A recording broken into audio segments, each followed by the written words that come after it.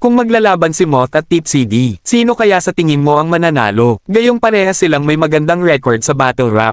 Ang win-lose record ngayon ni Moth ay 13-0, habang 18-3 naman yung kay Tipsy D. Talagang maganda ang takbo ng karera nila, at parehas pa silang naghahamunan na mag one-on-one sa battle rap. Kaya sa tingin ko, malapit nang maikasa yung laban nila, at panigurado panalo na naman tayong lahat pag nangyari yon. Kung wala kang title, parte lang ng galawan ang iyong naging ugnayan hanggang dun na lang. Yan ang katunayan na hindi ka kahusayan, nag-champion ka lang! Kulit, no? Dati niyayabang mo yung meron. Ngayon wala yang nagawa. Nabaliktad ang sitwasyon, ikaw naman ang niyabangan ng wala. Kaya naman ang daling isinilid, walang palag. Hindi na malikot. Teka, ang luwag pa sa body bag, kasya pa si Moth!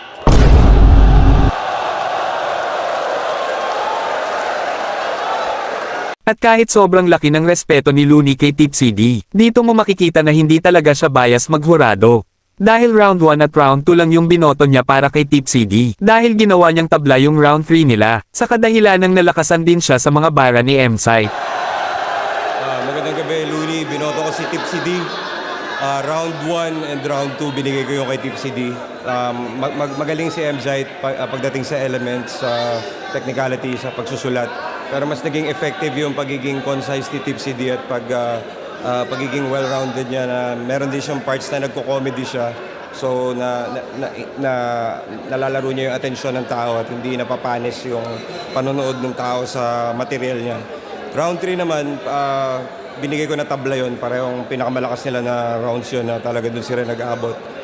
So yun, round 1, round 2 kay Tipsy, round 3 tabla. Tipsy D, congrats. Congrats pa rin kay M-Site. Napakalupit nilang dalawa. Pero kung sakasakali man na maglalaban si Moth at Tipsy D, malamang hindi rin magiging madali para kay Tipsy na talunin itong si Moth, dahil alam naman natin ang kalidad ng mga bara ni Moth. Babanat ng mga malalalim na Tagalog habang nagpapaulan ng mga punchline. Tas magyayabang ka ngayon, keso ikaw nagbubuhat sa amin? O ba't sa flip-top, di mo nagawa yun? Yung kahambugan mo, subukan natin. Opisyal kitang hinahamon sa bagay na pinagdamot mo nga rin. Gawin ulit natin to sa ahon, mag-ubusan tayo ng hangin.